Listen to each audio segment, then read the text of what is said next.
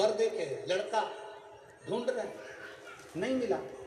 एक दिन बेटी से कह दिया, सावित्री तेरे अनुकूल, तू शिव की पूजन करती है, तेरे अनुकूल मुझे लड़का नहीं मिल रहा, एक काम कर तू वर को ढूंढ।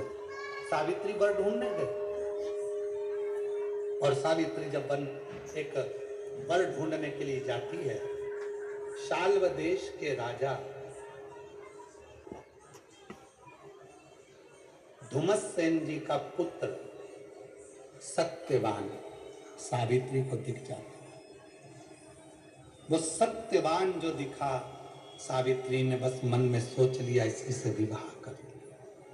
वो वन में रहता, राजा धुमतसेन के ऊपर उपद्रवियों ने आक्रमण कर उनका राज्य छुड़ा लिया था, तो वो वन में छुप कर रहते थे राजा धुमतसेन। उनकी आंख की रोशनी नहीं थी, उनकी पत्नी की भी आंख की रोशनी चली गई थी। रो रो के सत्यवान उनका सेवा करता था। बस सावित्री ने एक दिन सावित्री घर आकर पिताजी देव ऋषि नारद के पास बैठे थे। नारद जी चर्चा कर रहे थे श्री हरि की, और पिता अश्वपति ने पूछ लिया सावित्री से, क्या तुम्हें कोई सावित्री ने कहा, हाँ मुझे एक वर मिला। कौन? कहा राजा धुमस। देव ऋषि नारद और देव ऋषि नारद खड़े होकर बोले, सावित्री जिस वर से तू विवाह करना चाहती है, वो विवाह की उम्र, वो लड़के की उम्र, उस सत्यवान की उम्र केवल 1 वर्ष और बची है। 1 वर्ष के बाद वो इतनी तारीख को, इतनी तिथि को, इतने बजे उसके प्राण छूट जाएंगे, इसलिए विवाह मत करना उस सत्यवान से। सावित्री के पिताजी अश्वपति ने समझाया, नहीं मानती, विवाह तो मैं उसी से करूंगी, उसी से। नारद जी हंसकर बोले,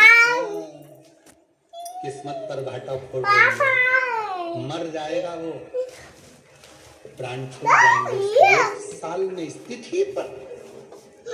सावित्री ने कहा भले मर जा, पर शादी तो उसी से।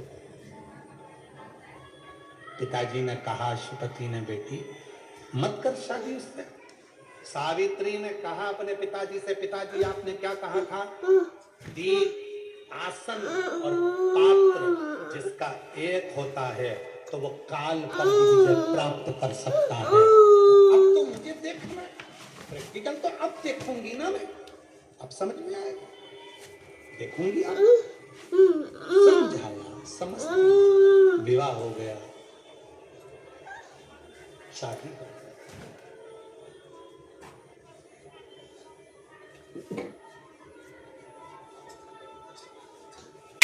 अंधे माँ बाप की सेवा सावित्री करने लगी। सत्यवान के साथ सावित्री ने शिव उपासना में लगी रही, नियम नहीं छोड़ा।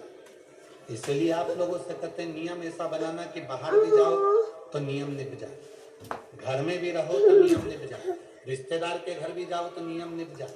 ऐसा नियम बनाओ तो नियम